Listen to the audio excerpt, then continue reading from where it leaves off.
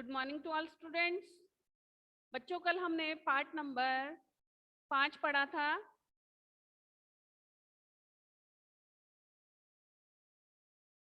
कल हमने part number 5 पढ़ा था, जिसका नाम था धर्मा की बुद्धिमानी, कि धर्मा ने कैसे बुद्धिमानी दिखाई।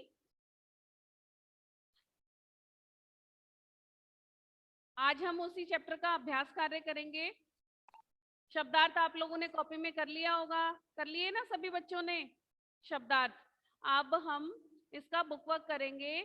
भाषा बोध में पहला प्रश्न है, कै का सही विकल्प पर सही का चिन्ह लगाओ। जो सही ऑप्शन है उस पे हमें सही का चिन्ह लगाना है। पहला प्रश्न है,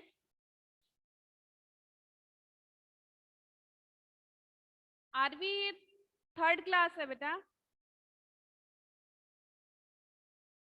फोर्थ क्लास ओवर हो गई। इसमें पहला प्रश्न है,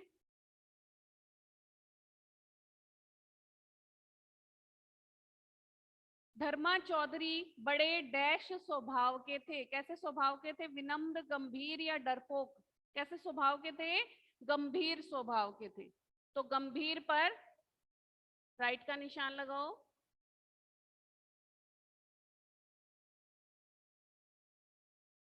फिर है नेक्स्ट, संदूक के सारे पैसे डैश थे, गायब हो गए थे या फर्श फर्श पर गायब। संदूक के सारे पैसे गायब हो गए थे।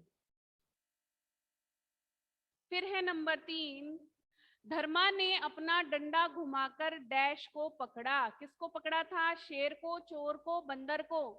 किसको? चोर को।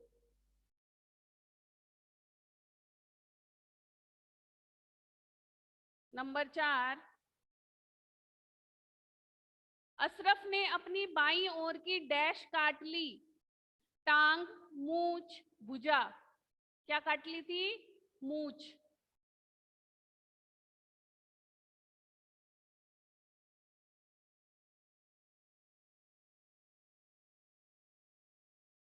फिर है नंबर 5,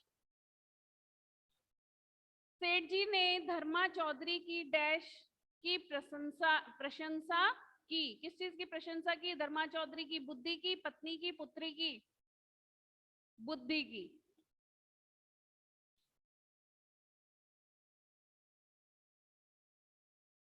बुद्धि की प्रशंसा की।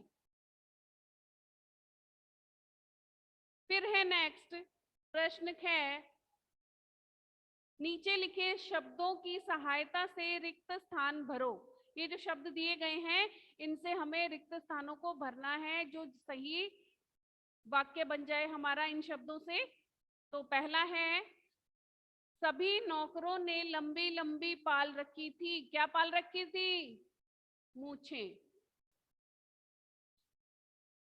मूछें। मूछें पाल रखी थी। फिर है नंबर 2, धर्मा ने मुस्कुराते हुए अपना डैश घुमाया। क्या घुमाया था धर्मा चौधरी ने? अपना डंडा। डंडा। फिर है नंबर 3, संदूक के सारे पैसे और डैश गायब हो गए थे। पैसे और पैसों के साथ क्या गायब हो गए थे? गहने।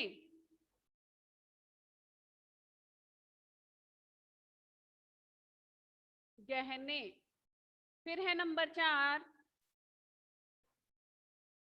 लोग धर्मा चौधरी की बुद्धि का डैश मानते थे।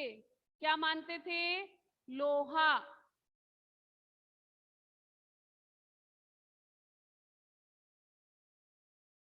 नंबर 5, चोरी डैश में हुई थी। कहाँ हुई थी? कब हुई थी? दिन में कि रात में? दिन में। चोरी दिन में हुई थी।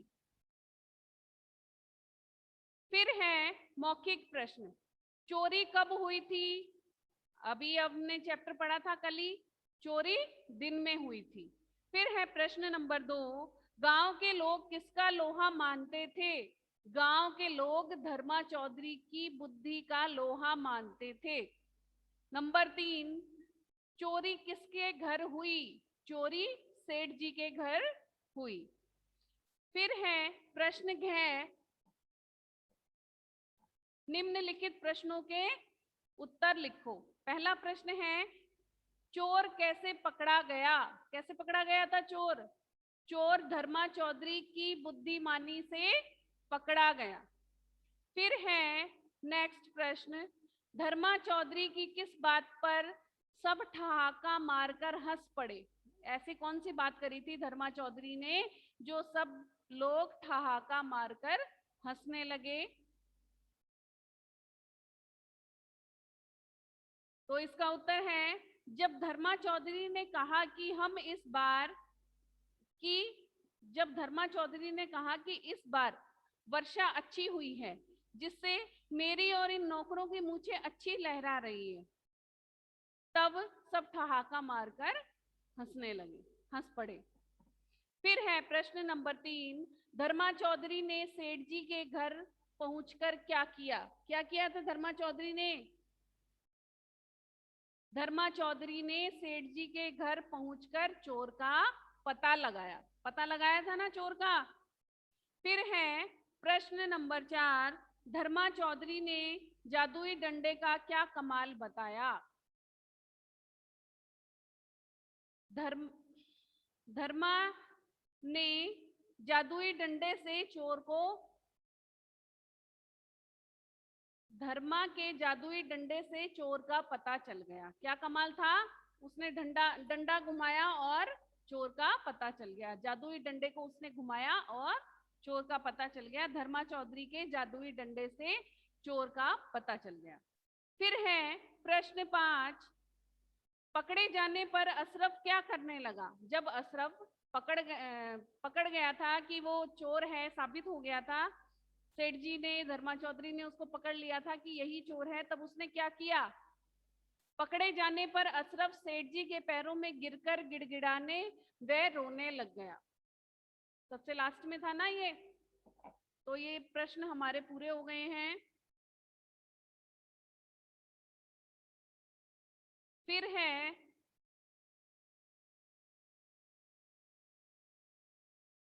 व्याकरण बोध।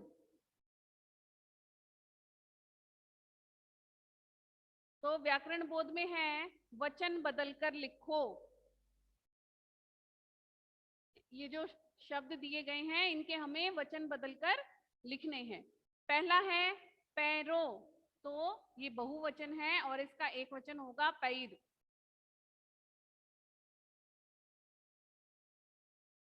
फिर है नौकरों, नौकर।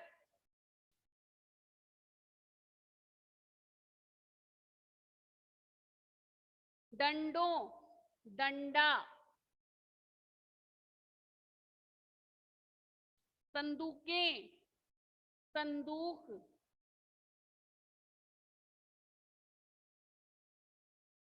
आंखें, आंख।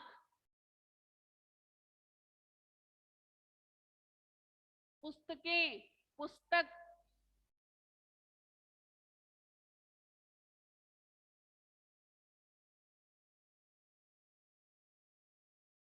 ठीक है। फिर है प्रश्न है, वाक्य शुद्ध करके लिखिए। तो यहाँ पे वाक्य शुद्ध करके हम लिखेंगे। पहला है हमारा, धर्मा ने सबको ध्यान से देखी। तो ये अशुद्ध वाक्य है, ये सेंटेंस, ये वाक्य सेट नहीं हो रहा है। जब हम बोल रहे हैं तभी इसका उच्चारण सही नहीं हो रहा है, तो हम इसको शुद्ध करके लिखेंगे। धर्मा चौधरी ने सबको ध्यान से देखा।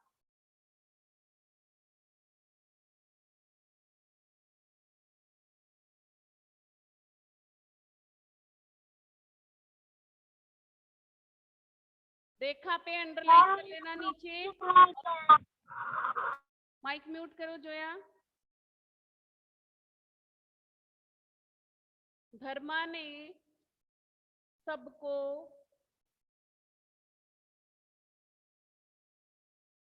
ध्यान से से देखा। पूरा सेंटेंस आपको लिखना है। मैं ओनली ये बोर्ड पे ही बता रही हूँ, जो फोटो भेजूंगी बस खाली एक वर्ड चेंज कर दूंगी और आपको पूरा सेंटेंस आगे लिखना है, जगह बहुत है। फिर है पैरों का आहट सुनाई पड़ा। पैरों की आहट सुनाई दी पड़ी।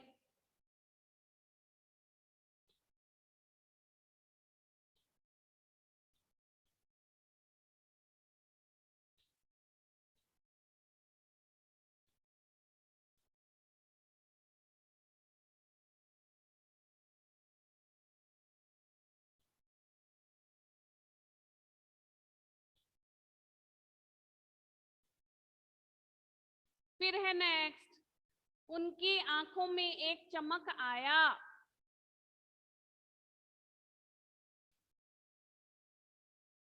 उनकी आंखों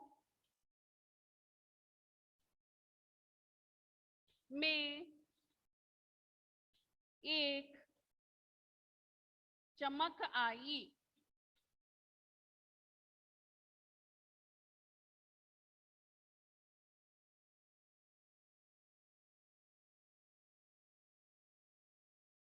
फिर है नंबर 4, शीघ्र वह ही समझ गया। तो इसको हम लिखेंगे शीघ्र ही वह समझ गया।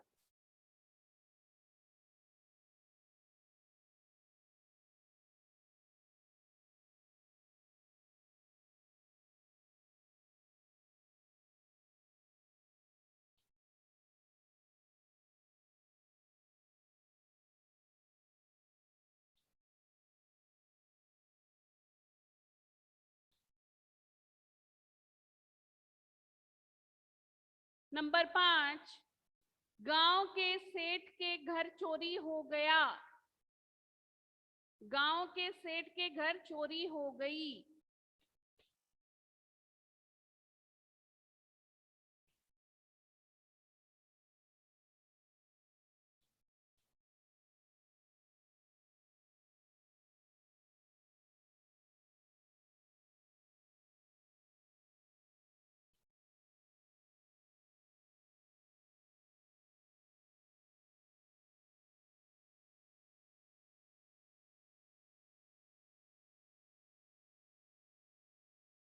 तो ये चैप्टर कंप्लीट हो गया है, इसका बुक वर्क कंप्लीट हो गया है आपका, धर्मा चौधरी की बुद्धिमानी।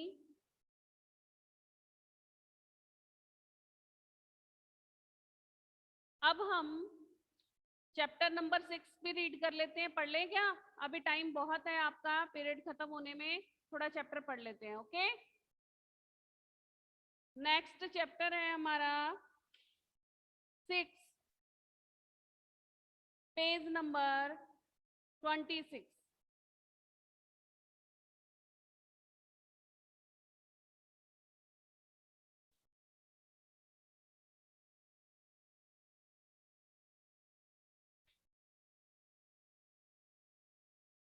क्या नाम है? हम भी तो कुछ देना सीखे।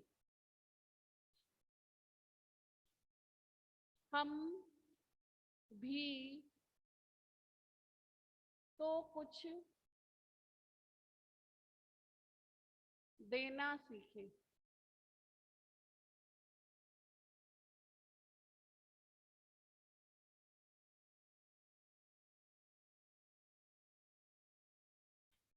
ये हमारे पाठ का नाम है कि हम भी कुछ देना सीखें, हमें भी कुछ अच्छा कार्य करना चाहिए। जैसा कि आप फोटो में देख सकते हैं क्या क्या अच्छे काम कर रहे हैं, उसके बारे में ही इस चैप्टर में बताया गया है। देश हमें देता है सब कुछ, हम भी तो कुछ देना सीखे। कि देश हमें बहुत सी चीजें, बहुत सी सहूलियत देता है, तो हम भी देश को कुछ दें। हमारी ये रिस्पॉन्सिबिलिटी बनती है कि हम भी देश के लिए कुछ अच्छा करें। सूरज हमें रोशनी देता, हवा नया जीवन देती है, भूख मिटाने को हम सबकी धरती पर होती खेती है। कि सूरज हमें रोशनी देता है, रोशनी मिलती है ना सूरज से। जिस दिन सूरज नहीं उगता तो अंधेरा रहता है ना, तो सूरज हमें क्या देता है? रोशनी देती है। हवा क्या है? हमें नया जीवन देती है। भूख मिटाने को हम सबकी धरती पर होती खेती है। जब हमें भूख लगती है तो धरती पे किसान अनाज उगाते हैं और उससे हमारी भूख मिटती है, उसे खाकर हम हष्ट पुष्ट और हमारी भूख मिट जाती है। औरों का भी हित हो जिसमें हम ऐसा कुछ करना सीखें।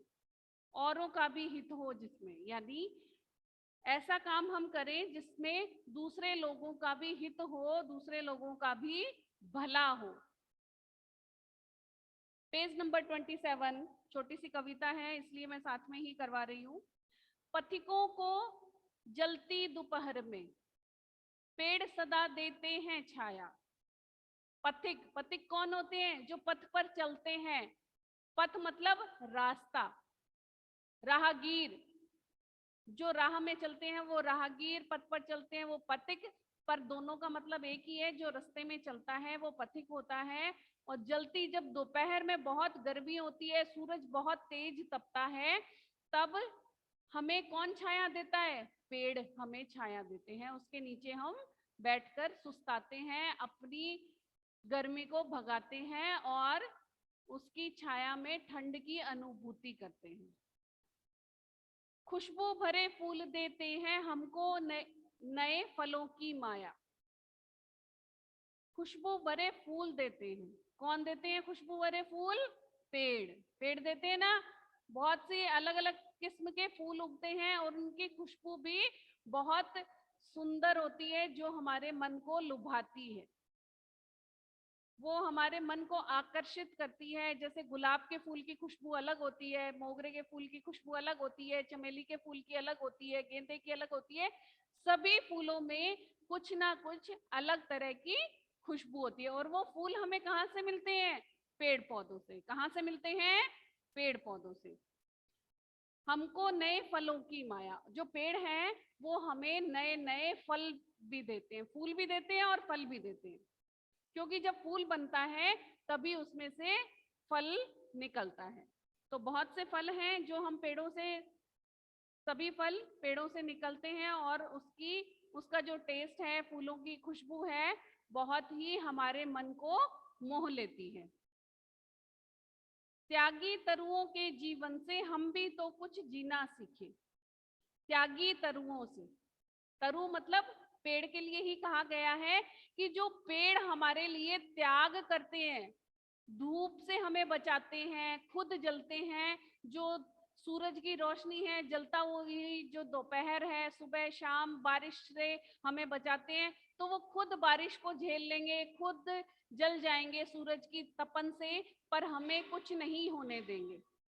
तो उनके इस त्याग भरे जीवन से हम भी तो कुछ जीना सीखें, कुछ जीना सीखें। कि वो जब ऐसे हमारे लिए करते हैं, वो अपनी चिंता नहीं करते कि बारिश आ रही है, धूप आ रही है, हमें कुछ नुकसान हो जाएगा, पर वो खुद उसमें तपकर, त्याग करके और हमें अच्छे से ठंडी शीतल छाया देते हैं, फूल फल देते हैं। तो ये उनका त्याग ही है ना, खुद जलकर तपकर बारिश में भीगकर हमें फल फूल देते हैं। जो अनपढ़ हैं उन्हें पढ़ाएं, जो चुप हैं उनको वाणी दे। क्या बताया कि जो अनपढ़ लोग हैं उनको हमें पढ़ाना चाहिए, पढ़ाएं। कि जो अनपढ़ लोग हैं उनको, उनकी पढ़ा के हमें मदद करनी चाहिए, उनकी हेल्प करनी चाहिए। जैसे सूरज हमें रोशनी देता है, वो स्वार्थ में कुछ नहीं मांगता है, उसको कुछ नहीं चाहिए हमसे कि मैं तुम्हें रोशनी दे रहा हूँ, तुम मुझे क्या दोगे, उसको ऐसा कुछ नहीं चाहिए। चांद को कुछ नहीं चाहिए। जो पेड़ पौधे हैं उन्हें हमसे कुछ नहीं चाहिए, वो बिना स्वार्थ के, त्याग की भावना से हमें फल फूल, छाया और बारिश से बचाती हैं। तो जो अनपढ़ लोग हैं, अनपढ़ लोग, अनपढ़ बच्चे हैं, उन्हें हमें पढ़ाना चाहिए। जो चुप हैं उनको वाणी दे। जो बोल नहीं सकते उनको बोलना सिखाना चाहिए। वाणी दे यानी बोलना सिखाना चाहिए। वाणी मीन्स आवाज है। जो चुप रहते हैं, जो किसी चीज का जवाब नहीं देते या जिसको बोलना नहीं आता, उनको बोलना सिखाएं। कि जो अनपढ़ लोग हैं उनको हमें पढ़ाना सिखाना चाहिए, और जो चुप रहते हैं जो लोग, उनको हमें वाणी देनी चाहिए, आवाज देनी चाहिए। जो पिछड़ा है उसे बढ़ाएं, प्यासी मिट्टी को पानी दे।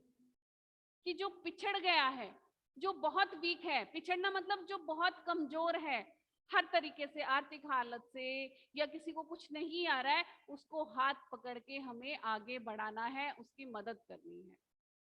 चाहे उसको आप फिजिकली वो चीज दो, मेंटली दो, कैसे भी करके उसको आगे बढ़ाना है, उसका उत्साहवर्धन करना है, उसका हतोत्साहित नहीं करना है उसको। किसी को भी, कोई भी हो, बच्चा बड़ा बूढ़ा कोई भी हो, उसको हमें आगे बढ़ाना है। जो पिछड़ा हुआ है, जिसकी सोच संकीर्ण हो गई है, या फिर कोई नहीं सोच सकता, या फिर वो दकियानुसी बातें करते हैं, इस हिसाब से उसको हमें आगे बढ़ाना है, उनकी हेल्प करनी है आगे बढ़ाने में। प्यासी मिट्टी को पानी दे। जैसे मिट्टी सूख जाती है, पेड़ पौधों की मिट्टी सूख जाती है ना, और उसमें हम पानी डालते हैं तो पेड़ पौधे हरे भरे हो जाते हैं। उस मिट्टी को गीला करेंगे तभी तो वो पेड़ पौधे हरे भरे होंगे ना। सूखी मिट्टी होगी, एकदम ड्राई होगी, बिल्कुल भी गीली नहीं होगी। जब उसमें पानी डालेंगे उसमें अच्छी सी महक आती है, खुशबू आती है, बहुत अच्छी लगती है वो। जैसे हम मिट्टी में पानी देते हैं। हम मेहनत के दीप जलाकर नया उजाला करना सीखें। कि हम मेहनत करके दिए जलाएं, यानी मेहनत करके, परिश्रम करके आगे बढ़े, और जीवन में या हमारे समाज में नया उजाला बनकर फैला दें।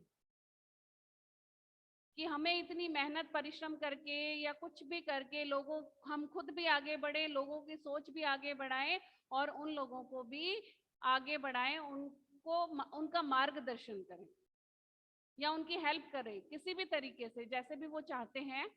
तो यही इस चीज में है, इस कविता में है, कि हम भी तो कुछ देना सीखें। कि प्रकृति हमारे लिए बहुत सी चीजें करती है, अपना बुरा भला कुछ नहीं सोचती, फिर भी हमें बहुत सी चीजें देती है। सूरज है, चांद है, तारे हैं, पेड़ पौधे हैं, सभी हमें कुछ ना कुछ देते हैं। खेती है, उसमें किसान हल चलाकर अनाज बोता है, वो अनाज हमारे तक पहुंचता है, सब्जियां पहुंचती हैं, जिसे हम खाकर अपना पालन पोषण करते हैं, अपना, अपने परिवार का, सभी का।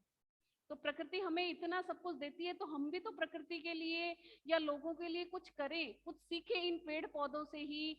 इन जो प्राकृतिक हमें मिले हैं, सूरज है, चंद्रमा है, खेत है, खलियान है, कुछ भी पेड़ पौधे, इनसे हमें सीख कर आगे बढ़ना चाहिए, और इनकी सीख हमें लेना चाहिए।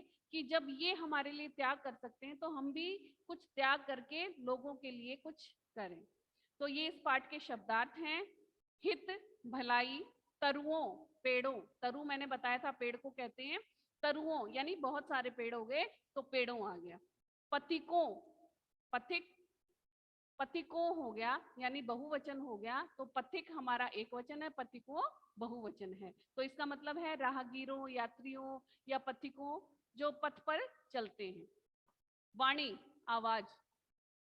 माया, धन। तो ये शब्दार्थ आपको नोटबुक में करने हैं, और जो मैंने आज बुक वर्क करवाया है वो करना है। शब्दार्थ आपने उस चैप्टर के कर लिए होंगे, चैप्टर नंबर 5 के कल। तो आज उसके आपको प्रश्न उत्तर करने हैं, और चैप्टर नंबर 6 के शब्दार्थ करने हैं। ठीक है, क्लास ओवर करें।